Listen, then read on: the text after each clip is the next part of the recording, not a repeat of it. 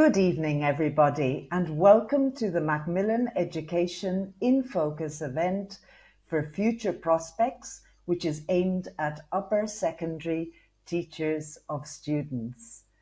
I hope that you're all keeping very well. My name is Louise Connolly. I'm the Events and Teacher Training Manager at Macmillan Education. And I'd like to thank you very much for taking the time out of your very busy schedules to be with us here this evening. I know that this is a very busy time of year for you, and so we really appreciate that you can be here with us this evening. Before I introduce our main speaker, Usoa Sol, I'd like to explain a couple of things about how the event is going to work this evening. We will have a talk, as I mentioned before, by Usoa Sol, and that will be from 6:05 to 7:05 approximately. And during her talk, there will be opportunities for you to interact with Usoa. We will launch polls and have your says, which are open-ended questions. These will appear on your screen as a button, and all you have to do is tick the correct answer in the case of the poll, or write a short answer in the case of the have your say. At the end of Usoa's talk, we will reserve 10 minutes approximately for questions and answers. And for this, I would really encourage you to start sending questions and comments from the beginning of Usoa's talk. And you can do this in the button on your screen, which has Q&A or question and answer. So please do avail of these facilities to interact with Usoa and with us. After the event, we will send you an email with a certificate of attendance. This will be in approximately 1 week's time. And at the end of the event, we will launch a SurveyMonkey questionnaire. This is to get your opinion. And it's really important to us. We really value your opinion because this will help us to improve future events. So now I would like to welcome, and this is the most important part, I would like to welcome Usoa. Usoa, welcome. Thank you for joining us here this evening. How are you? Hi. Are you well? Good, thank you. Yeah. Great. Well, I don't want to take up too much more time, but I do want to say, and this is really important because I've been working with Usoa for several years now, and I would like to summarize. I think, well, Usoa is an all-rounder. She really is. She's done all sorts of things related to education, but in particular, she's a fantastic teacher trainer, materials writer, content creator, and I am sure that she is a true inspiration for her students. So I'm going to leave the stage and I'm going to hand over the floor to Usoa so that she can talk to us about the question of video, much more than video, developing real-world competences. All yours, Usoa. Thanks so much, Louise. Well, so as Louise mentioned, thanks so much for being here this afternoon, this evening. I really appreciate your being here in your own free time. And so we're going to start the talk without further ado on how to exploit video to the full to get students to develop real life competences. And I hope you find the ideas interesting. As usual, they're all tried and tested ideas with my own students. So I hope you can use them with your own students as well. So first of all, let me just outline how the session is going to be a little bit. I'm just going to have a quick introduction, although Louise already introduced myself and I feel very flattered. And then I'm going to tell you about show you three sample videos with accompanying activities that you could do to exploit them to the full in the classroom. And then finally, we're going to have a quick wrap up. And like Louise mentioned, there'll be some interactions during the talk. So please do contribute your answers and your questions if you have any. Okay, so before I start introducing myself a bit more, I would like to know a bit about you. And this is the first half your say. The question now is, what's your name? Where are you joining us from?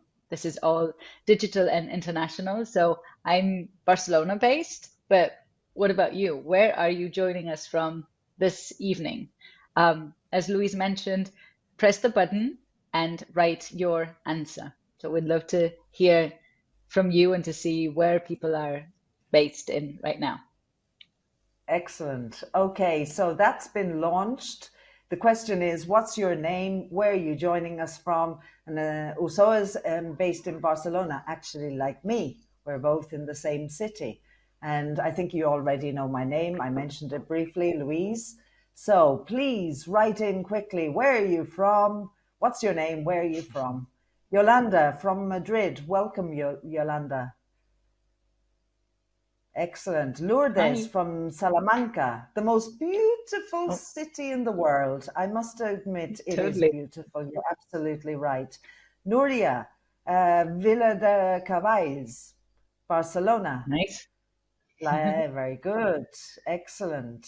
And we've got other people, Valdemoro in Madrid. We've got quite a few people from Madrid. And there is, let me see, somebody from Mallorca as well. Oh, Okay, I'll nice. just give you another. Oh, and Bea from Pamplona. Excellent. Nice to meet you too.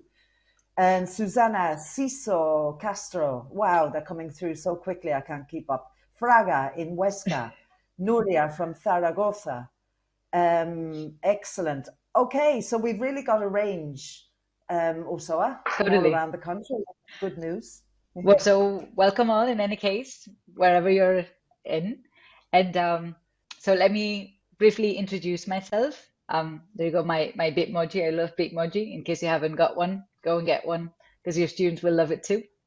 So, like Luis mentioned, I'm a secondary English teacher based in Barcelona in Escola San Gregori. And I've been teaching for over 20 years now, which actually makes me feel a little bit old, but still. But I'm trying to keep young and inspirational. And I'm also, like Luis mentioned, teacher trainer and an EFL materials writer.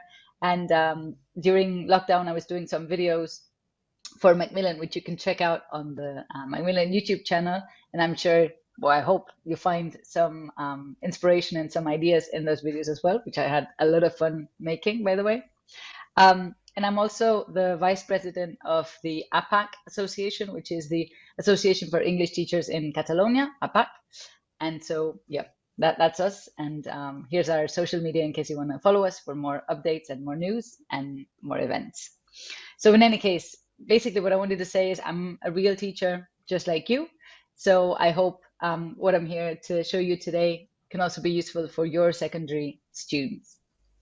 And without further ado, this session is on how to exploit video to the full in the classroom. So now my question to you, and this is a poll, so you need to choose the answer that corresponds more to what you want to say. The question is, how often do you use video in class? And you have 5 options, from very often, often, sometimes, rarely, or never. Obviously, there's no correct answer here. This is just to see, to gauge the audience a little bit, yeah? Okay, and the answers are coming in quickly. They always do. People like doing polls, I think. Right. Excellent. Yeah, it seems like there's a majority of saying often and very often. There's nobody Okay, yet that's great. saying never. So videos are obviously quite popular. We'll give people a couple of seconds. Let's see. Okay, so I think we can close it here with often comes out on top with 50%, followed by very Wow. often 19%, and also rarely 19%, and then finally Okay. sometimes 13%. And nobody has said never. So videos are Okay. used. Thank you, everyone. Yeah, thanks everyone. I think videos are nowadays pretty integrated in the classroom. There's loads of resources available. And I think as EFL teachers, we're very lucky because there's lots of stuff in English. I always get my colleagues from maths, for example, to get very jealous and they say, well, yeah, you teach English and it's very easy for you to get materials and resources. And it is actually true. There are a lot more materials available for English teachers than, for example, for maths teachers when it comes to videos or to real life material and audiovisual resources. So hopefully we can take advantage of that and motivate our students a lot more while developing their real life competencies at the same time. So let's see how to do that. Let's start with the first activity connected to the first video, which is Daniel's vlog. And you'll see this is about keeping informed and about being critical and developing your critical thinking. So now another question for you. The question in a half-year say is, how do you keep up to date with the news? How do you stay informed? Of course, there's no right or wrong answer here, but this is just to know, how do you do it? So press the button and submit your answers. This is another half-year say. Excellent. Yes. So that's on your screen now. The question is, how do you keep up to date with your students? Wow, that's a big question, eh? How do you? They're so quick off the mark. I don't know about you, but when I was teaching, I used to sometimes, and it's not that long ago, I used to bring in newspapers, and they kind of look at me as, "Are you from another era?" Yeah, you'd be surprised. Students, yeah, because I mean, students nowadays, well, I mean, they definitely don't read, or my students at least, they don't read paper newspapers, but they do keep up to date through other medium. They do check out newspapers online, sometimes even on Instagram. So they do follow a lot of newspapers or like media on Instagram, which I find a bit mind blowing because I've never done it before. But actually, thanks to them, I've got to know quite a few very reliable sources that I often check. And also a lot of journalists are posting news online, also on Instagram, but also on Twitter. I find secondary students are bigger on Instagram than on Twitter. Yeah. But still, some of them also use social media. So that's something we should bear in mind, just to keep up to date, not only with the news, but with our students and with our students' lives as well. So we definitely need to adapt a little bit to the new reality. Exactly. Okay, so the answers, there are answers coming through, and one person has mentioned as you, Twitter, and other people are talking about asking them, sharing interesting news, personalizing the lessons, talking about the relevant news of the day or the week, radio in the morning, or radio as well, and speaking to them. So personalizing lessons. So obviously bringing news and up-to-date news and current affairs and current topics into the lessons. So we've got a lot of ideas here. That's great. Thank you, everyone. That's great. So we'll take a look at the first video now, which is Daniel's vlog. And this video introduces this topic of keeping informed, keeping up to date with the news, and sort of the problem here, the issue here of so having too much information. Sometimes I think now we suffer from this problem, maybe infoxication. I don't know if you've heard the term, but it's a very popular term. And so let's watch the video to see what you think. So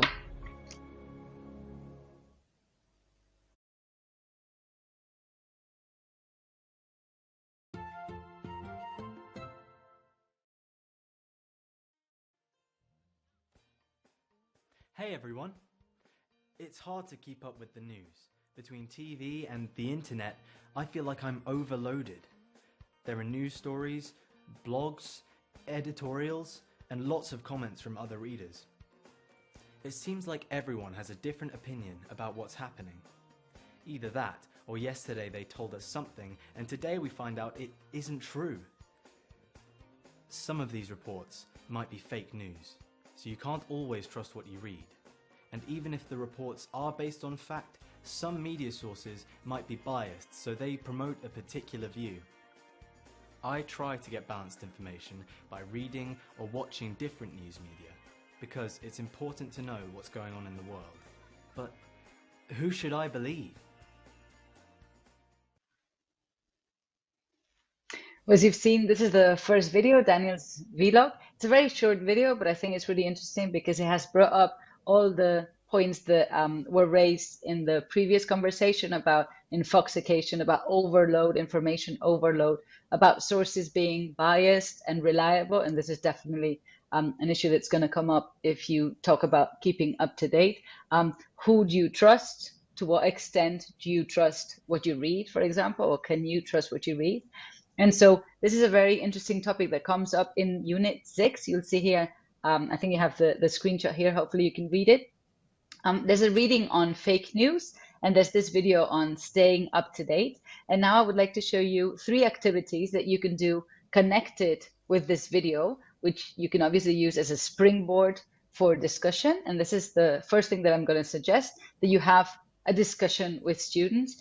I think nowadays every student is informed up to a point in different ways through different sources, but all of them are familiar with things happening in the world, be it because they watch it on TV or because they listen to the radio. They listen to a lot of podcasts, students, for example, or they watch a lot of videos as well, also on YouTube.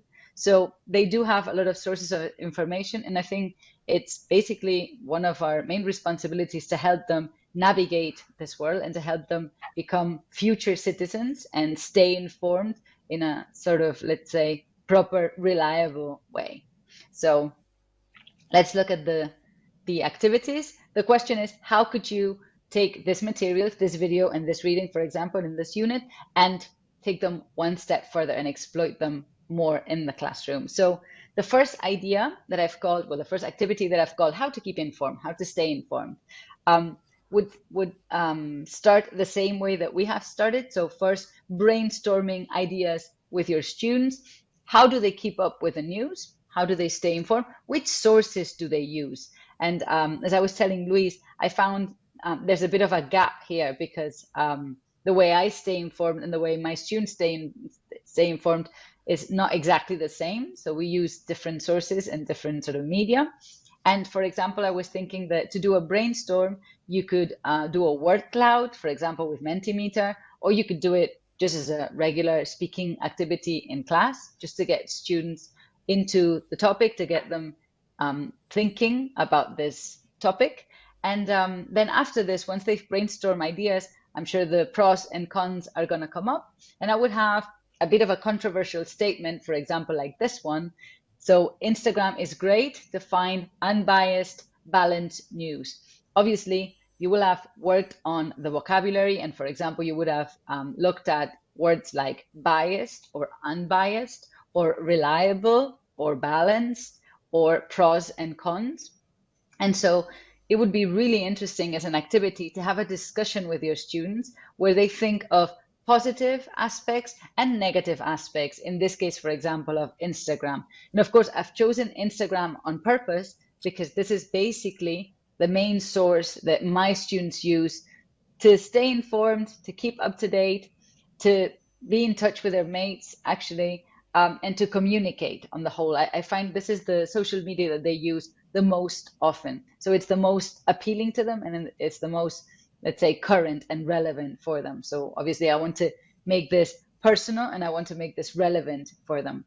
So I would have a discussion in class, and obviously you could do it offline, face to face, and you could have maybe 2 sides, one side of the class or one half of the class thinking of pros, thinking of positive points of this statement. So get points in favor of the statement. And then you could have the other half of the class think of negative points. So points against this statement, saying, okay, this is not true. So half of the class agreeing with the statement, half of the class disagreeing.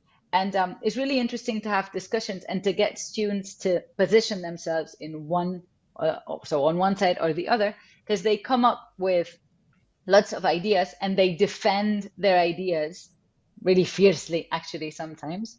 And the way I do discussions, of course, there are many ways, but one of the ways I do discussions is to get students to brainstorm first in their groups. So the students who have to be against the statement brainstorm negative ideas, and the students have to be in favor of the statement brainstorm positive ideas, so ideas in favor. And then I pair them up. So a student who's in favor and a student who's against, and they have the discussion one-on-one. And then sometimes what I do, I add a third student in this sort of interaction who monitors the interaction and writes down the most relevant ideas, a bit like a secretary, for example. And then we wrap this up as a whole, summing up all the ideas that have come up. And usually there are a lot of ideas that come up more than once. And we try to bring this to a close, draw a bit of a conclusion to see, okay, so what do the majority think? Yep. Do the majority agree with this statement, or do the majority disagree with this statement, and why? So this is a really cool activity. I've done it with my students quite a lot. They really enjoy it. They want to say, can we have another discussion? Can we have another discussion? And this is great also because they learn that discussion in English is not a negative word. So in Spanish you say discusión and it's negative, but it has this, it's a false friend in English. So they learn that pretty quickly. And I also suggested a tool here. You can see the tool. It's called Kialo. I'll show you a screenshot because I've also done a version of the discussion, but online. And Kialo.edu is a great tool for this because it allows you to actually type up arguments in favor and arguments against the statement that you post. So this is a really useful tool that I encourage you to try out if you're teaching online, or even if you're not teaching online and you want to take your students to the computer lab and to brainstorm ideas online and then share all the ideas that have come up on the screen for them to discuss a bit more. So first activity, have a discussion about how students keep up to date and about what the best sources are and to what extent is Instagram useful to stay up to date with the news. So that's the first activity for you. Let's move on to the second one. The second one I've called reliable sources. We were talking about to what extent the sources we use are biased or unbiased. And Daniel in the video himself mentioned that there are a lot of fake news coming up. So we need to be careful with that. We need to be critical about that. And I found this website called thebigproject.co.uk, which is great because it features a lot of online news channels from all over the world with the corresponding link. And so I figured one activity that would be really good for my students would be to research the available sources they have. They know Instagram's for sure. They know Facebook, which is completely out of date. Facebook, at least my students say Facebook is for boomers. So Facebook is a big no-no. They know Twitter, but they don't use Twitter that much. But what other newspapers, what other online sources do they know apart from this?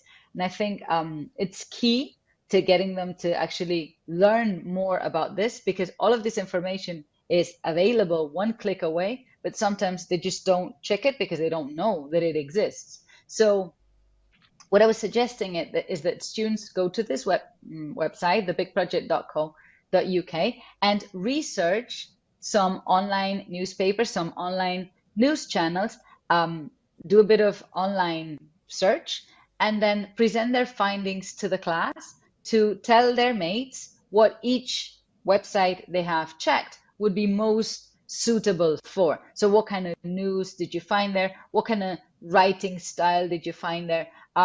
What would you use this website for? I mean, for staying informed, but specifically about what topics are dealt with a bit more often. Where is this website from? So a lot of information about this website, which can be useful for everyone to learn about how to get informed through other sources. And I feel this is a very valuable sort of work that students need to do also in order to develop their critical thinking as well. Yeah, and to be able to compare and to see the differences between different websites and different newspapers from all over the world.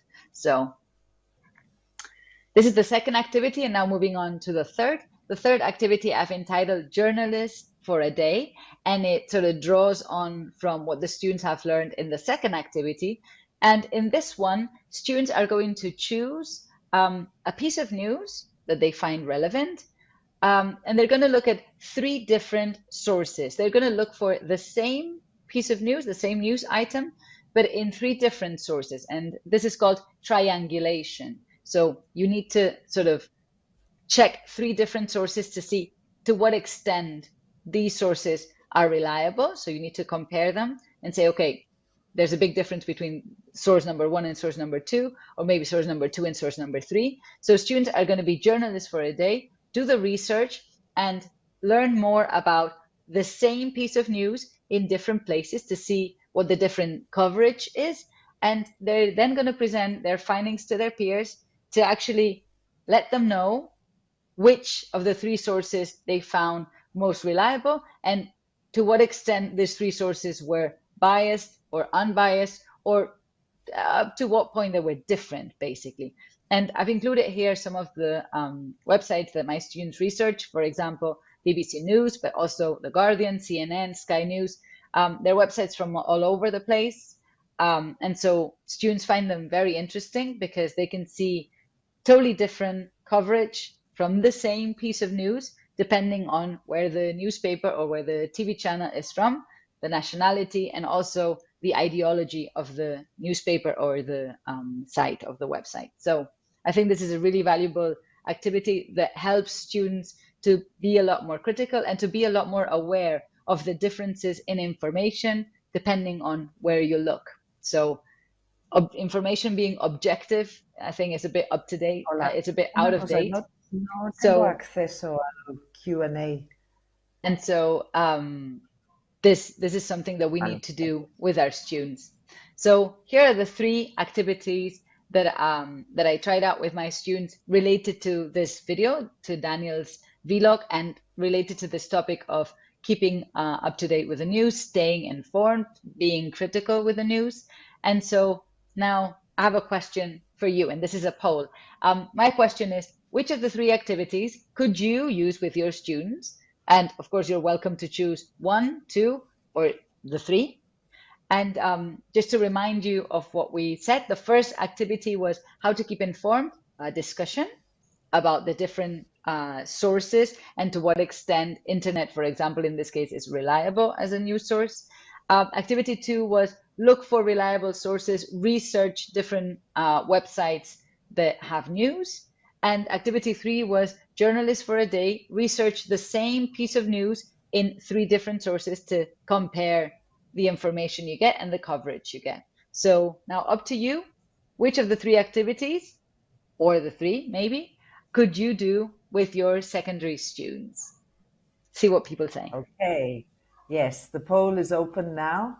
And I can see that people are sending in their answers. That's great. So the question is, which of these 3 activities could you use with your students? Activity 1, how to keep informed. Activity 2, reliable sources.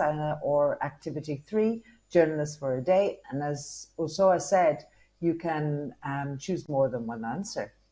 So all of the activities are getting a vote of confidence.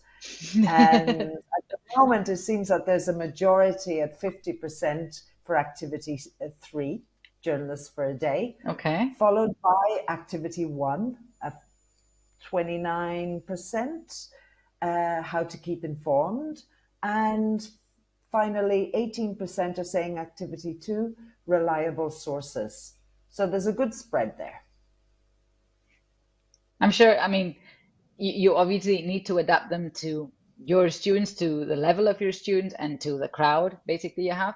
But I think all of them are doable with some tweakings, but all of them are quite doable in class. And the students are really interested to find out more. They feel very mature when you give them tasks like this about getting informed, because they're actually growing up and they will be future citizens and future voters. So I think this is really important that they develop their critical thinking and they learn to find out more about things and where to do that. So I think exactly. This first aspect of keeping informed is key in nowadays world.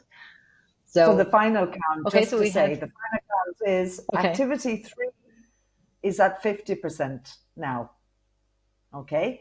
Okay, so activity 3 is basically the winner. Yeah, and followed by 33% activity 1, and finally activity 2 at 17%. Okay, thank you, everyone. So there you go. Thanks, everyone. So this was the first set of activities related to the first video.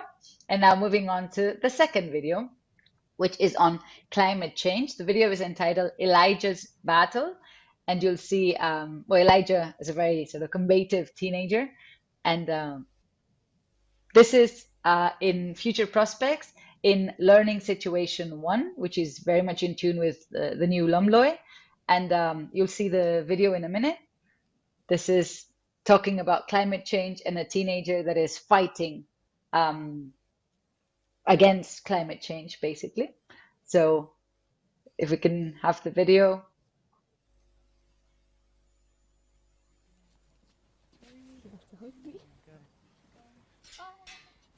Elijah lives in the UK, about 8 miles north of London. He's 16 years old and attends the local secondary school. He's in year 11. It's not that I don't enjoy it, because I do, and I know I need to learn to be able to be listened to, unfortunately. He's taken his GCSEs this year, but that's not what is on his mind. We are unstoppable, and now the world is possible. We are unstoppable, and now the world is possible. We are... Eli is a climate activist. Climate change is not a lie. Please don't let our planet die. Exhausted, wet, cold, tired, all of it. Climate! Like many his age, Eli joined the climate protests in spring 2019. So did his twin sister, Freya. United, we'll never be defeated. Eli's getting ready for the global climate strike. It starts with a protest on the 20th, followed by a week's strike, and another protest on the 27th. But that means missing school. For a week. It's really important. Yeah, so is you getting an education. 1 week at the beginning of term. It doesn't matter. You just keep missing school. You've missed too much. Oh. Night, love ya. Night, mooch, like roofs. Eli's mum, Becky, is worried about his future. That's exactly what Eli is worried about too. I am scared for the future, and to actually know that species go extinct every single day, and like people die, that's not acceptable. Eli won't be striking the whole week, but he's joining the global climate protest today. I'm terrified. How are you? I'm alright. So stressed. It's okay, it'll be fine, it'll be fine. Where is that banner? But Eli does more than protest. He leads his peers. So go to the end and hold that end person's hand. Wait for me, everyone. Quick! Yeah.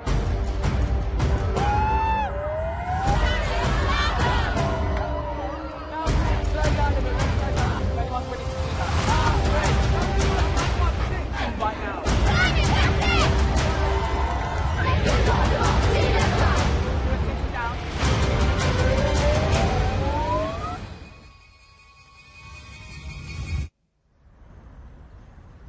Eli will be back to school on Monday, but he will be back on the streets very soon. And he won't be alone. So he's found what it is he can fight about, and he's just not going to stop. It is incredible.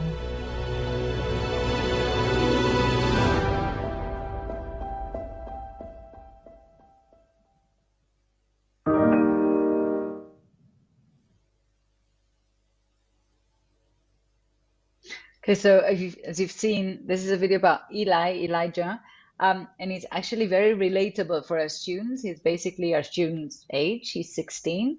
He's a real life boy or future man who's an activist against climate change. And I'm sure a lot of students can identify with him and with the will to protest against injustices, or in this case, crisis, like the climate crisis.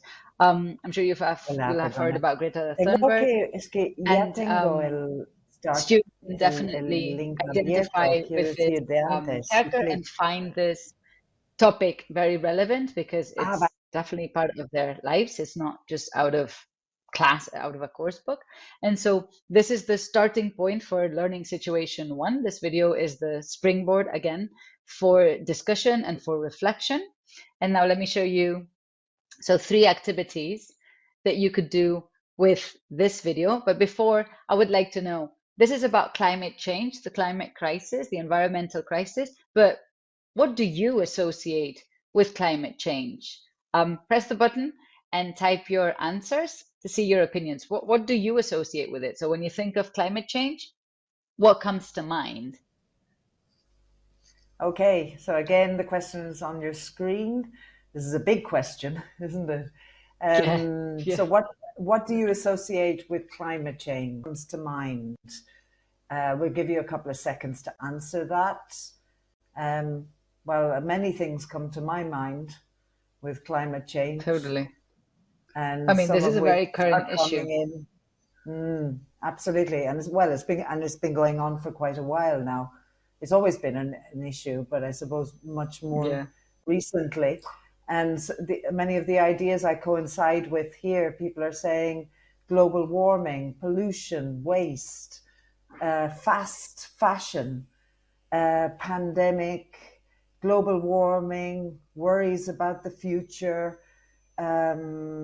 Pollution is repeated a couple of times, strikes, or protests, humans adapting to a new reality we have created, living aware of it and some actions to stop it. Yes, and also, let me see, I'm just going down because they're coming in quickly. I think this is a very fiery subject and it gets people Yeah. going. Worries about the future is repeated. Okay, humans adapting. Again, somebody has mentioned that. High temperatures from Maria de Mar. High temperatures, lack of natural resources, extinction, planet in danger, waste, new ways of living. Greta, someone mentions, the young activist, Greta Thunberg, and natural disasters. So yes, a lot we can associate with climate change. Thank you, And everyone. I'm sure, I mean, when we do this with our students definitely have a lot to say as well, because even if they're not activists like Elijah, they're still pretty much involved because this is the world we're living in. This is our reality right now. So everyone's really aware of the importance, of the urgency of doing something about it. And of course, I thought it was funny, as a mom, I thought it was funny to see the negotiations between Elijah and his mom, because Elijah's mom is worried about his future, but Elijah's worried about the same thing, just in a different. So I think this video could really work with our teenage students because they could definitely relate to this sort of situation. And so here are the 3 activities that I thought we could do in class to exploit this video further and to deal with this super big topic, which is climate change. And so the first one, so again, how could you take this materials further? And the first activity that we could do is an infographic about climate change. So we could do a brainstorm with our students, just like we've done here now.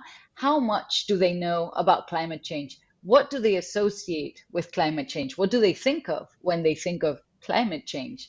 And since this is a huge topic, you could divide students in groups and get them to research different aspects of climate change, because some of you have mentioned global warming, and that's one of the issues, but maybe also activism is another issue, maybe laws, so legal action being taken, the US, so for example, the United Nations position on this issue is another topic that we could deal with related to this. So it would be great for students to get in groups and research different aspects, a bit smaller sort of aspects, more specific aspects, and then create an infographic, create a summary of all the information they have learned, which is probably a lot because there's a lot of information available online, and they could present their findings to their peers. And the beauty of this activity is that all of the infographics supplement each other because they're all about climate change, but different aspects, different angles of the same topic. And I suggest here infographics, doing the infographics with Canva. I'm sure you're all familiar with this tool, which appears in the handout that you'll be given later. This is a great design tool and it has a lot of templates for infographics specifically. So I've always used Canva with my students and they really like it. It's very intuitive, it's very easy to use, and it's very visual as well. And if you then print the infographics, I often do it on A3 paper, so big paper. They can post the infographics on walls or maybe around the school, and this would also be great for other students as well. So the first task is on research and summarizing information. This is a key competence that students in nowadays world definitely need to develop. So how to find information, but also how to process information and how to rewrite and express information in their own words in a way that is understandable both for them and for the people they're actually talking to. So there goes the first activity for you. And then related to this, I thought of a school-wide survey. Related to global warming, students could design a survey, or maybe in groups more than one survey, and they could ask fellow students, maybe in the same years, but also younger students as well, and also school staff about their environmental habits. Because of course, the question with climate change is, okay, it is an issue. We need to do something. What can we do? So, I mean, you need to think of even very small steps that you can take yourself, because of course, if everyone does something, even if it's a very tiny thing, then it all adds up, and that's the power of the people, basically. So having this survey or designing this survey would help to get a clearer picture of what the situation is like at school with the families and with the students and with the school staff. And I suggested using Google Forms for the surveys, which are very easy to design and very easy to send. But students could also interview younger students face to face, and they would not only be practicing their speaking, but they would be bonding with students from a younger age, which is a great experience. Every activity that I've done which implies older students talking to younger students has always been a hit, because I mean, it's a win-win for both students collaborating. And so after doing the survey and getting the results, students could analyze the results they've obtained and then present them school-wide. So as a school, this is our situation. They could think about, for example, the use of water, the use of paper, the use of plastic wrappings or aluminum foil as well. We had something similar at the school where I work, and we decided that aluminum foil was banned. So students could no longer bring their sandwiches wrapped in aluminum foil or plastic wrapping, and they had to bring something a bit more sustainable. And of course, we're talking about 500 students, so this does make a huge difference. It is a huge change, even if for the family it's a very small thing. So this is another activity that you could be doing with your students, and I'm sure it could be very successful and very real life-like. We're talking about learning situations in LOMLOE, and this is making learning very relevant and very real, very tangible. And students are not only reflecting and learning, but they're actually taking action. They're contributing to solving, or at least counteracting, this issue, which is climate change. So here's a very powerful sort of situation, and we should take advantage of it as teachers.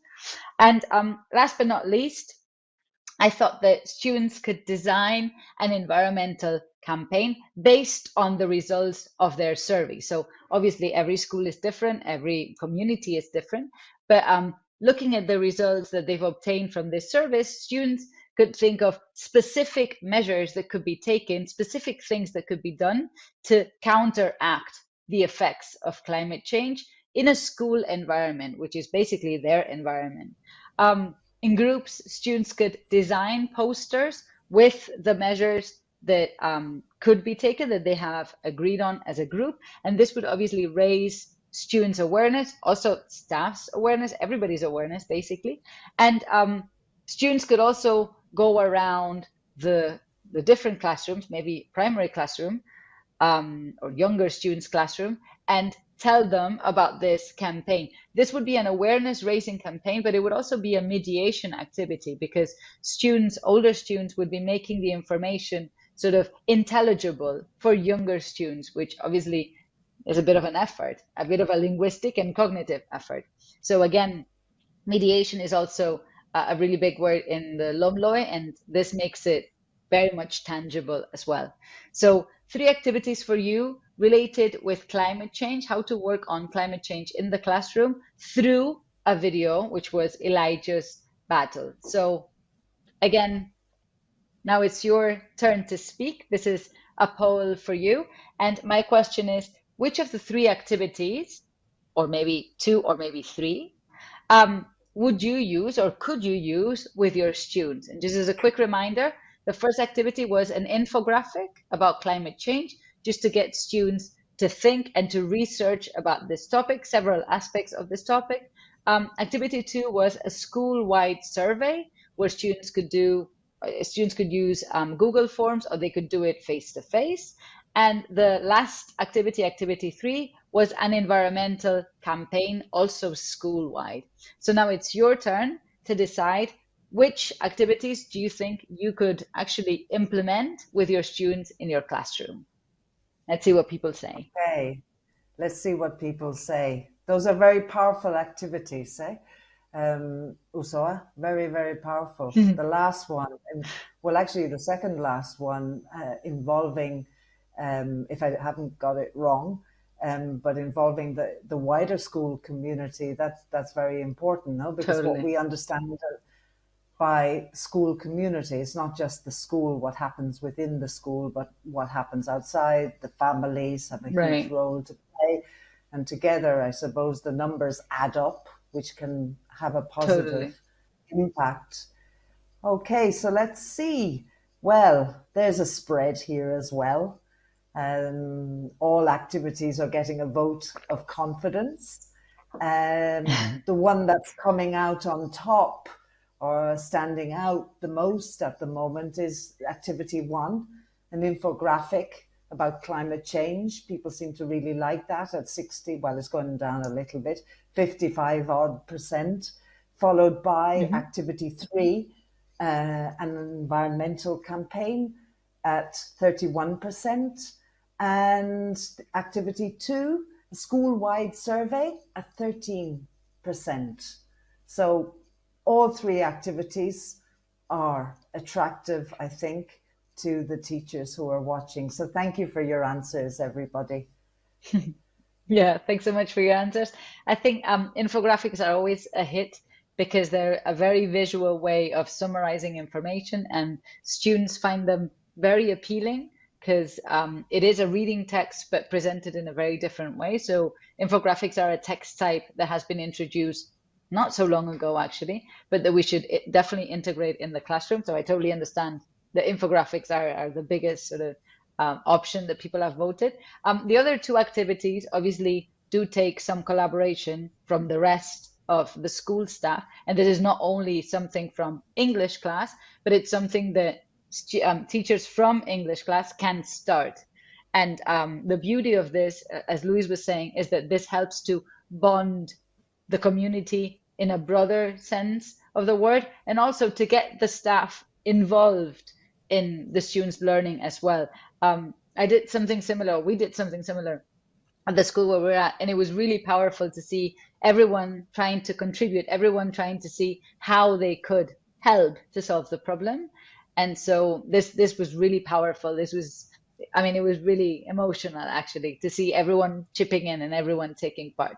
So I totally recommend you try out one of these sort of projects. Of course, it requires more planning and it's a bit more longer term. It doesn't take an hour or 2 of class, but I think the results are definitely worth it. So there it goes. The second video with a second slot of activities. And now moving on to number 3, the third video. The third video is entitled Ghassan's Journey. I hope I'm pronouncing it correct. And this is to do with the Syrian refugee crisis. Again, this is a learning situation, more specifically learning situation 2. And you'll see, I'll show you the spread in the book. This is about welcoming refugees and the situation taking place. I mean, this is related to the Syrian refugee crisis, but I think everybody knows what's going on right now in the Ukraine, and there are over 34 armed conflicts taking place nowadays in our world. So the issue of people having to migrate from their country is definitely, sadly, a very current one. And I think it's really important to get our students to reflect on what other people are going through right now, not so far away from our homes, and people who could be basically us, could be ourselves. And so I think it's really powerful to get them to empathize and to get them to think about other situations that people are going through right now, which are different from what we're experiencing. So let me walk you through three different activities that you could use this video for. But first, let's take a look at the video, Ghassan's journey, and see what you think. The question I'm going to ask you to answer later is this: how does this video make you feel, and how much do you know about the refugee crisis in Syria? So let's watch the video, and then I'll get you to answer the question.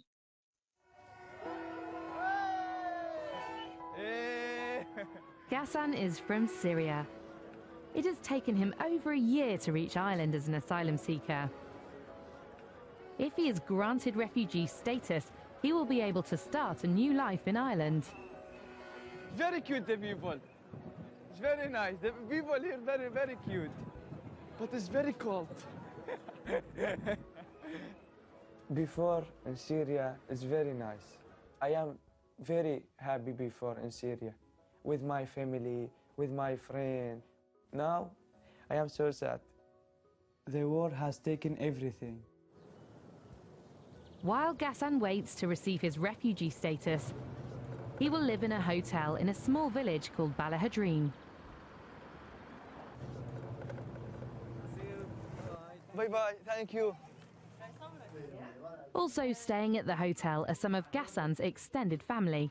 His great-aunt, her daughter Jenan, and Jenan's two daughters. وأنا من خوفي على البنات سافرتوا لأنه ما عاد بي أمان وما بي أحد عندهم. خفت عليهم بسوريا. Because Ghassan and the other refugees are not allowed to work, they collect money from the post office each week. We go to every Friday to post office to take everyone 19 euro and 10 cents. Yeah.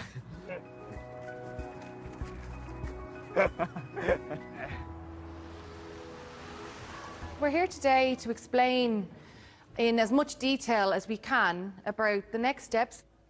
At the hotel, Ghassan and his family are learning about what happens if they get their refugee status. So what we really want to talk about is how and what we need to do to resettle you all here in Ireland, to give you the best possible opportunities, to have the best possible life.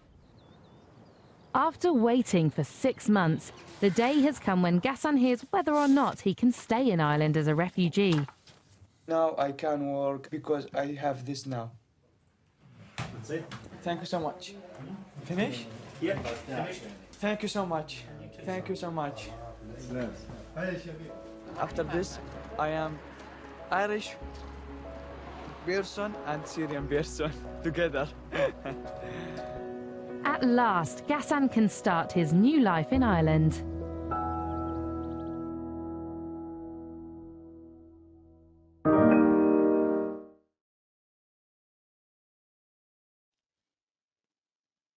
Okay, so you've watched the video, and now we'll have a quick half your say to see your opinion. There are two questions here, and I would like to know, how does this video make you feel, and how much do you know about the refugee crisis in Syria? I thought it was really sweet that Ghassan says the people in Ireland are very cute. I mean, this expressed his gratitude for the people being friendly and being open. And this video does not only show the situation of a migrant like Ghassan, but also students can listen to him speaking in Arabic, for example, and also get in touch with a different English-speaking country, such as Ireland, and listen to Irish English, which I personally love. But so this video touches on a lot of different issues, not just the refugee crisis in Syria, but the situation of a person who could be just like us, but is experiencing a totally different life. So again, very powerful as a starting point. See what people think. Yes. So the answers are coming in. It is a very powerful video. It is very emotional. I had a few laughs when I saw places I recognize, because I'm from Ireland. I'm not from Dublin, but I know the city. So it was quite touching to see and the people at the St. Patrick's Day parade, I think it was. Totally. Okay, so we got loads of answers. So let me go through them. Moved, shocked, sad, feeling gratitude, hopeful. Lots of people saying hopeful. That's really good. So there's a positive note there. Moved again. We mustn't forget them. These endless crises, unfortunately.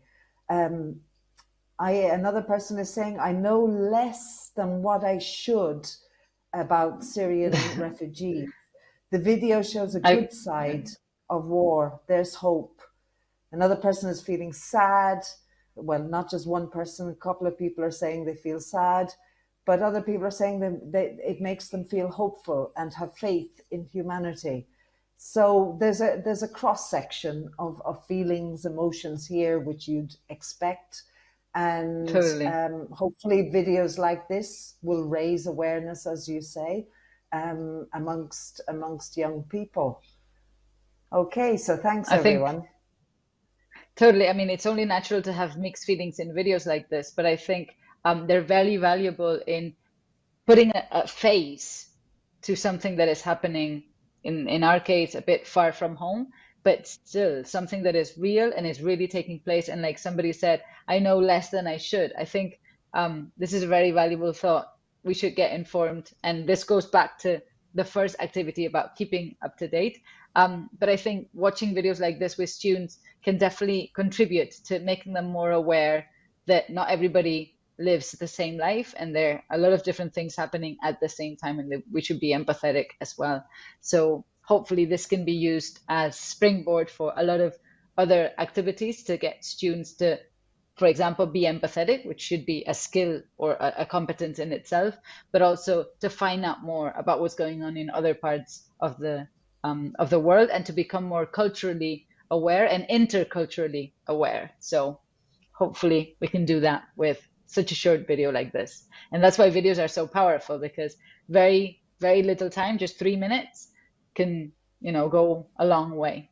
So let me show you what I've come up with in relation to this video and this materials. How could you take this one step further? The first activity that you could do after having watched this video is to get students to become a bit more informed about this, in this case, about this conflict, this war conflict, the Syrian refugee conflict. And so you could brainstorm ideas with the students, just like we've done with you. How familiar are they with Syria? What do they know about Syria? Personally, before this happened, I knew very little. Unfortunately, I knew very little about Syria. And so I thought it was important to get a bit more informed. How much do they know about the Syrian civil war? Somebody in the audience said it's been going on forever, and it's true. And because it's apparently not as current, we tend to forget about it, but it's still going on. And this is something that we should bear in mind. Another question you could pose is, what do they know about the Syrian refugee crisis, and how many Syrians have been displaced? Once you take a look at the numbers, I mean, it's spine-chilling. It's really worrying happening right now in 2022. So getting students to brainstorm ideas, maybe to notice that they don't know that much in general, so that they should get a bit more informed. And students could then think of questions that they have and they would like to have. A lot of the students ask me questions sometimes, and I say, look, I don't know everything, but the beauty of this is to want to know more and to try and find the information. So students come up with questions that they're interested in answering, and then research the internet, for example, to get the answers to these questions. And in groups, you could put the questions together in sort of topics that are a bit related, or subtopics related to this Syrian migrant crisis. And they could design a presentation in their group to share their findings and to share the answers to the questions that they have researched. And again, this could be done on Canva, which is a very powerful design tool, as I mentioned before. They could also record a video to show younger students at the school. Once more, again, this would be a mediation task. They would get the information, so they would have read the information, expressed it in writing, and then expressed it in speaking, so orally. So it's all the skills basically together in one. So a very powerful mediation task that you could do with your students. Apart from doing the presentation on Canva, you could also do it on Google Slides if you want a regular slides presentation. But any format is actually really useful, provided it's visual and appealing for students. So that's the first activity for you. Another activity that could be done, and this is suggested in the students' book with really detailed instructions for students, which actually really help the teacher to be able to implement this activity and take it to class, is interview with a migrant. So students could try and find migrants in their home or in their hometown or in their city. I'm sure, I mean, there are a lot of people who are actually not from the place where they're living in. And they could interview them and then make an audio report with the information that they have discovered after the interview. So again, there's listening, there's also writing, and there's also speaking. And it would be a very powerful document to get the students to summarize everything they've learned. And again, just like in Ghassan's journey, just in the video, they would put a face to this migrant crisis happening in many different places all over the world. And so this would be very powerful to get them to build empathy, get them to become a lot more aware of how lucky we are sometimes without even realizing. And this would also build their intercultural awareness of different things happening in different countries, people speaking different languages and going through very different situations. So there goes activity 2. And then last but not least, and this is also suggested step by step in the students' book, which is really, really useful. The book suggests designing a welcome program for a refugee family and divide it into 2. So a welcome video introducing the school, introducing the community, introducing the city or the town to, for example, in this case, a Syrian refugee family coming to your city, but it could also be a Ukrainian refugee family, for example. And then, so editing the video as one thing.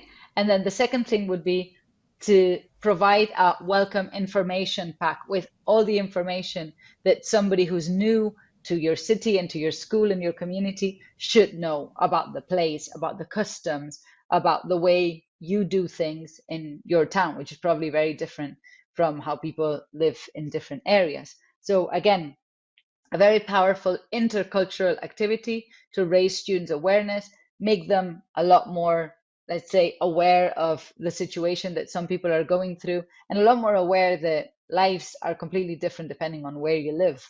So 3 different activities that you could do after watching Ghassan's journey, this short video. And last but not least, this is the last goal, just to ask you, which of these 3 activities could you actually do with your students in your classroom? And quick reminder, activity number 1 is a slides presentation or a video about Syria and the Syria refugee crisis. Activity 2 is an interview with a migrant. And activity 3 would be design a welcome program and an information pack, also with a video, for a refugee family. So in your computers, on your screens, choose the option that you could do with your students, maybe 2 or maybe the 3 options, depending on what your students are like. And let's see what people say. Okay, so again, this is the final poll, is it? Or do we have an no? This is the final one. So yes, which of these exactly. 3 this is the final one. Could you use exactly with your students? And the answers are coming in fast and furious. And we are getting, well, positive responses to all of them. In fact, it's neck and neck between the 3. 33%, it's changing a little bit, but we have certainly a thumbs up to all 3 activities that you've just described. So I think we can say for the one that comes really out on top is the second activity, interview with a migrant, 44%. I too thought that was a really interesting activity to do, and something which really will make, I suppose, all the learning so much more relevant. It personalizes Totally. it, and the combination of skills and competences there, the holistic approach is patent. It's totally very, very powerful. So we've got, yes, 47% activity 2, followed by 35% activity 1 and 18% activity 3. But all 3 are liked. Right, like I said, this comes from Learning Situation 2, and it's about the Syrian migrant crisis, but it could also be applied to any other country and any other conflict, unfortunately, taking place in the world. So you can definitely, like you said, make it relevant for things happening nowadays and for the students' reality. And this is really, really valuable. This is what we're always trying to do, to keep students motivated and make the learning, let's say, meaningful and memorable, let's just say. So unfortunately, this is the last activity we talked about. We dealt with 3 videos with 3 accompanying activities each. And now, just as a wrap up, a bit quick, to summarize, how can videos contribute to developing students' real life competences? As you can see, videos are not just play and answer questions sort of thing, but they can be a lot more than that. In the first place, they can improve presentation skills, communication skills, mediation skills, so they can develop student skills in a broad sense of the word. Students can also learn about current affairs and also think about the impact on people's lives, give things a face, make things personal and relevant. They can also develop cultural and intercultural awareness and critical thinking. We've seen that with keeping up to date with the news. We've also seen that with Gaston's journey, also with climate change, trying to put yourself or put themselves in other people's shoes and try to think and identify with what other people are doing right now.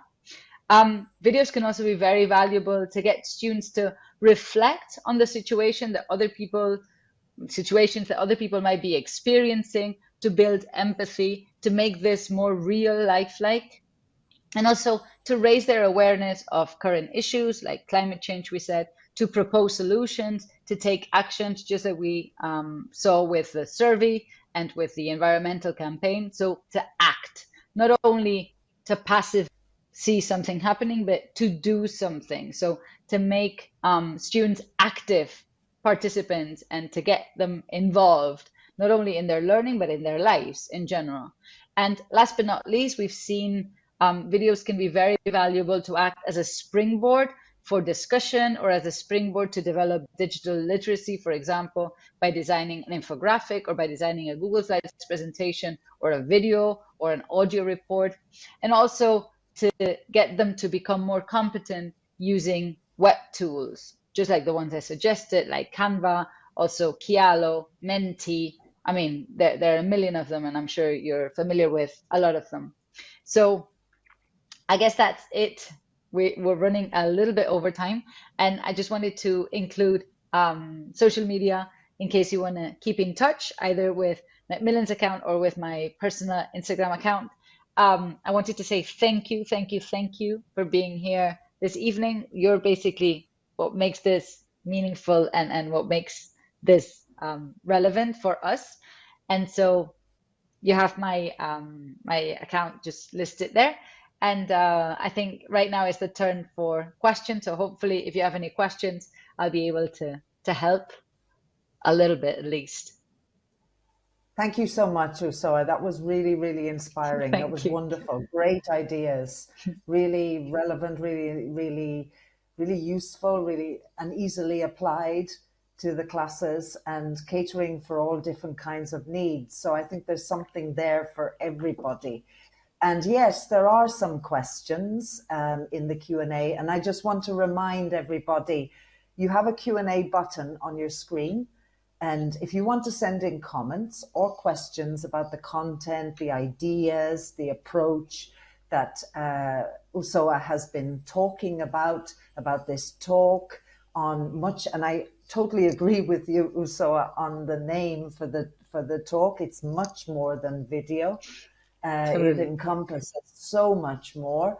So if you have any questions or any comments on the content, on the ideas of Usoa's talk, you can send them through the Q&A button on your screen. And we do have some questions. Merce, for example, is asking, which tool can we use for class pools? I imagine class polls. Sorry, that's my mistake. Okay. Class polls. I would suggest either Mentimeter, yeah, which is on the handout actually, or also Slido, Slido.com.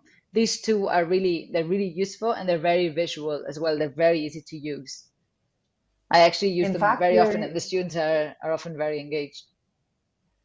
In fact, we're using Slido for this event. Exactly. So you've got first-hand experience, Merce, with Slido now, so you can investigate that a bit more. Absolutely. And okay, another comment from Patricia. Very interesting presentation. Thank you. Thank you, Patricia, for being here with us. And let me see, I'll just go down the list because there's quite a few. Thank you very much for the talk. Very interesting. There's a question from Patricia. How can we deal with diversity in the classroom in Bachillerato? So all of these activities involve a lot. There's individual work, isn't there, Usoa? But there's also a lot of collaboration. So how do you deal with diversity at this level? I find group work is one of the most powerful resources that we have, not only in Bachillerato, but also in ESO in general. And of course, when you do things in groups, there's task distribution. And for example, I often find, at least with my students, that students who are weaker at English are stronger at maybe design or creativity, or maybe finding images, editing videos, for example. And so when you distribute the task, you can get students to collaborate, to find their own strength, and to contribute to the group in the way they can. And so I find group distribution, the way you make groups and the way you divide the tasks, is a very useful tool. Very important to bear in mind, actually, because it does make a difference. Depending on how students are grouped, there will be a certain dynamics or maybe a different dynamic. So I find grouping is really important. This is the tip I would recommend the most. Absolutely. And really what you're talking about is attending to every ability, not just the linguistic ability, but people have other abilities, right. Students have other strengths, to bring those in to the classroom, into activities. Okay, there's a question from Paloma about Kialo and Canva, because everybody out there, Usoa is not just a fantastic language teacher or teacher trainer or materials writer, but she's also quite a tech geek and loves technology. Always, I think, and I think we've had conversations about this, Usoa, always using technology with a real purpose, that there's a clear purpose. It's like you said about video, not just putting it on, playing it, and that's it, but actually having clear lesson outcomes and activities that help to achieve those outcomes. So Paloma, sorry, can Kialo and Canva be used with Google Classroom? Yes. That's why I actually use them, because I use Google Classroom as a platform. So both these tools can be used with Google Classroom, and there's the For Education version, which is free for teachers, and this is also very important too. So Canva for Education and Kialo.edu, they're both free for teachers and students. So I recommend you create your account using these domains, and they're very easy to integrate with Google Classroom. So Kialo is only a link that you need to provide your students for them to contribute to the discussion. Really easy to use. And with Canva, you can create an account for yourself and then invite your students as a group. So you can create your own class on Canva. So you have everything grouped together, and it's really easy too. Excellent. And one final, well, it's not a question, it's more a comment, and probably I think a lot of people would agree with this. Lourdes is saying, thank you so much. You have wonderful ideas and materials. Lourdes in particular met you apparently during lockdown. She loves your work. Maybe she met you online. All right. She says, don't give up and keep on helping us with your wonderful ideas and materials. So, yes. Wow, thank you, Lourdes. Feel so flattered. So that's wonderful. Thank you, everybody, for your comments, for your questions. And Usoa, well, I don't think I have... I can express enough thanks for you for being here this evening. You will go away, but just for a very short time, okay? Because you're going to come back on at the end, and you'll be with me and my colleague Ainhoa Ochoa. I'm going to welcome now Ainhoa to the floor. Good evening, Ainhoa. Hello, can you see me? Yeah, hello. Yes, hello, lovely to see you. How are things? You're looking well? Yeah, good. Things are well, yeah. Great. Okay, well, listen, I'm not going to say too much about you. You're the education consultant at Macmillan Education for secondary and upper secondary, a real expert at these levels, and you're going to talk to us a little bit about future prospects, I believe. Is that correct? Yeah, exactly. But first of all, I'd really like to congratulate Usoa on her presentation, on her session, because I think it's been great. She's given really good ideas on how to take those videos like one step beyond, well, just as usual, because I've seen many of her sessions. She's been amazing. Okay. Yeah. All right. So as you said now, I'm going to tell you a bit about future prospects. Goodbye, Luis, by the way. Okay, so this year we'll be publishing Future Prospects, which is our course for Bachillerato, all right? This is level 1. And next year we will be publishing exam prospects for level 2, okay? All right, let me see. Next one. Okay, so Future Prospects is the only course, the English course book at the moment, which has been adapted to the new educational law. And it supports you with teaching and evaluating in a more competential way. How does it do it? Well, all the units begin with a quote, like this one here, that makes the students think about the topic, reflect about it, and then we have like a regular Bachillerato unit, and at the end we have Competences for Life section, which focuses on one soft skill or life skill, and at the end of this section, we've got one task that makes the students use the language that they've been doing throughout the unit. Okay. Let me see. I don't know. It doesn't work. I wanted to go to, yeah, okay, right.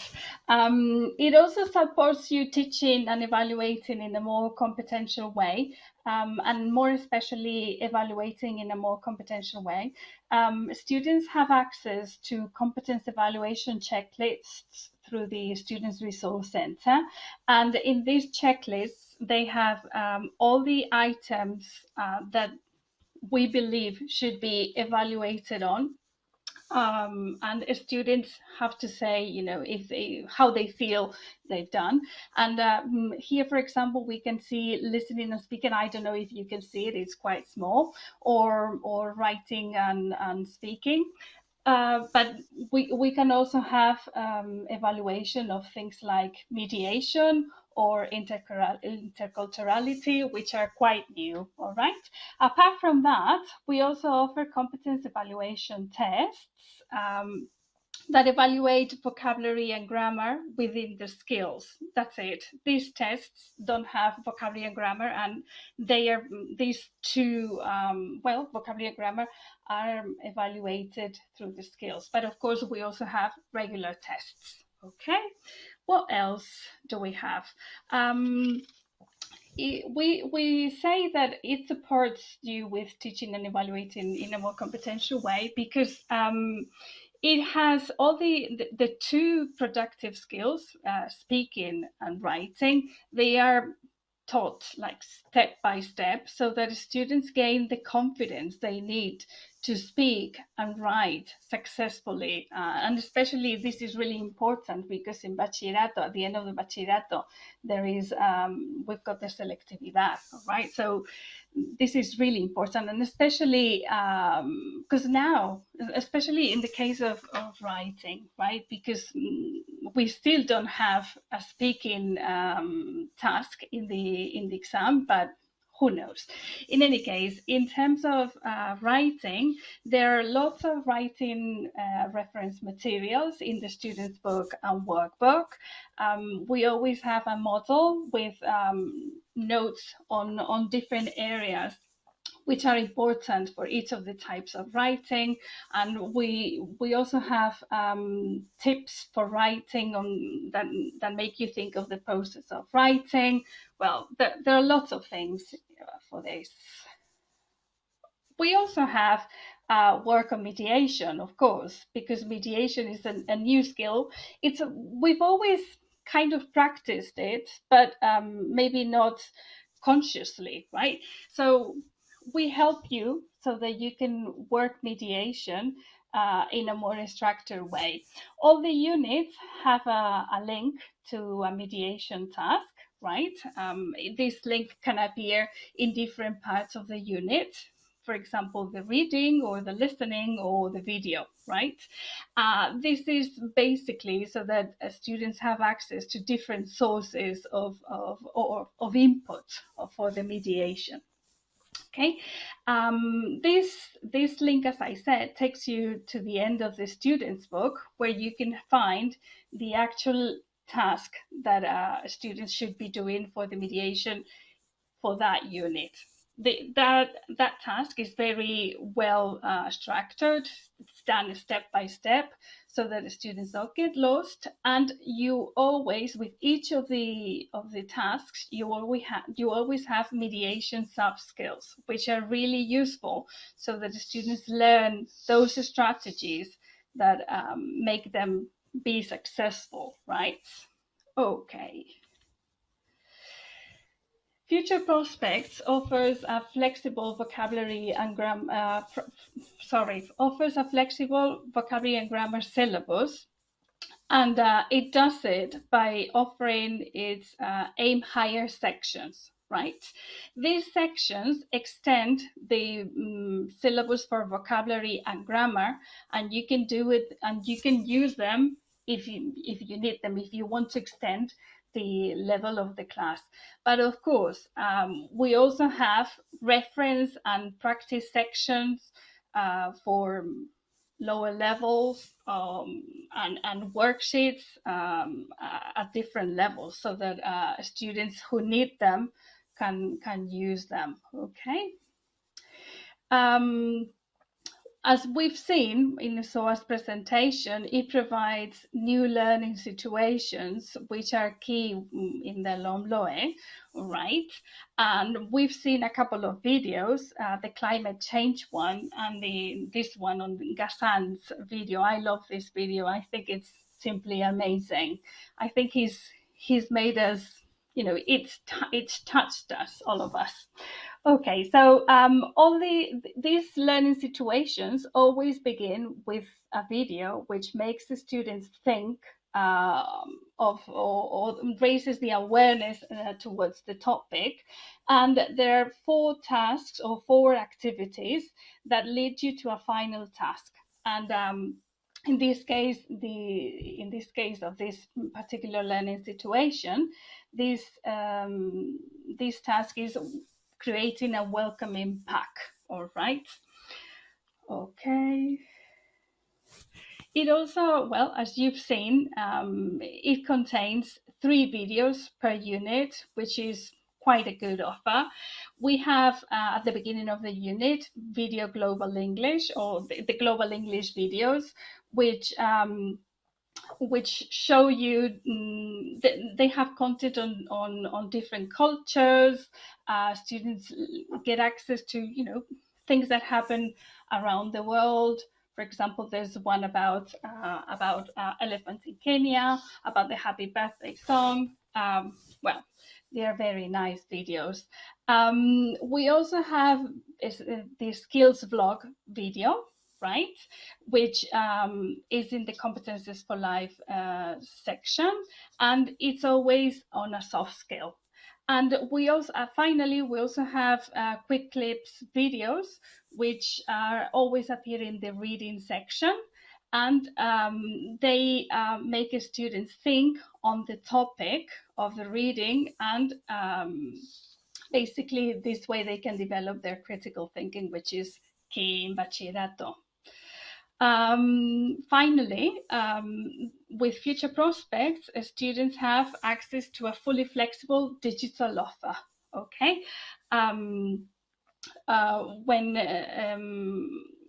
when students buy a component, like let's say, for example, the student's book, they get access to the digital license, right? So this means that they can work, or you can work in a print scenario, digital scenario, or blend scenario. Okay. Along with the students, the workbook, students get access to the on-the-go practice, which offers practice on vocabulary and grammar, which is gamified, and well, I think that's a very nice thing. And also in the Students' Resource Center, they can find lots of reference materials. Finally, for the teachers, they have access to all the students all the students' materials, but also they have access to the Teachers Resource Center, where you can find all the resources that you need for your classes, like mixability worksheets, Kahoots, well, basically everything you may need. Also, you get access to the classroom presentation kit, which you can use to project your books in class. And of course, you get access to the results tool, so that you can, the progress tool, so that you can check the progress of your students. And with level 2, with exam prospects, you will get access to the test generator, which will be based on the new exam for the selectivity. Okay, and finally, you also get access to the Let's Get Digital booklet, which gives you lots of ideas on how to develop the digital competence by the use of future prospects. Okay, so that's it with me. Okay, thank you very much, Ainoa. That was great, very complete. There's an awful lot on offer there, and it's great to have 3 types of video, I think. And that kind of material is going to be so engaging for students. And I recognize one of them. I love the video for global skills about I think she's from, I don't know if it's Norway or Finland, a northern country, and she goes swimming, yeah, in icy cold waters, and yes. You know, there's all these different situations which are fantastic and help to develop awareness and that interculturality, that and empathy and thinking differently. So there's really something for everybody, for the diverse classroom as well. So that's wonderful. Thank you so much. Okay, I wonder where Usoa is. I shall ask her to come. Hey, come back to us. Hello again. Thank you. That's so great. Thank you so much, both of you. Thank you, Usoa. I'm not going to. Thanks so much for having me. A little bit. Yes, especially thank you, Usoa. Yes. Especially, yes. Thank you. And wonderful ideas, wonderful activities. It's a pleasure. It really is a pleasure to hear from somebody who's in the classroom, talking about their students, who's done these activities with their students. That's wonderful. And I know for giving us an overview of what this wonderful course, Future Prospects, has to offer to the Bachillerato teacher and their students. So that's wonderful. And now, finally, I want to thank everybody out there. I should have done that first, really, as well, because, I mean, without you guys, we wouldn't be anywhere. And, you know, we want an audience, and it's wonderful to see the interaction through the polls, through the have you says, through the question and answer. Thank you so much for your questions. Thank you so much for your comments. And we hope to see you again in the not too distant future. And I want to take just one final moment to recap. We'll send you an email in approximately 1 week's time with your certificate of attendance and the handout which Usoa mentioned, the handout with the summary of the main ideas and activities that Usoa has so kindly shared with us today. And now we're going to launch the SurveyMonkey questionnaire. This is to get your feedback, very important, the questions about the day, the time, Usoa's talk, and also if you're interested in finding out more about future prospects, there's a question in there. Please tick the yes and we'll get in contact with you. And also there's a question about whether you would like to collaborate with Macmillan through focus groups, through speaking to an editor or author, marketing, etc. So wonderful. Thank you, everybody. Thank you, Usoa. Thank you, Ainhoa. Thank you, everybody. A lovely evening and all the very best for the rest of the school year. And see you next year. Bye. Okay. Thanks so much. Bye-bye.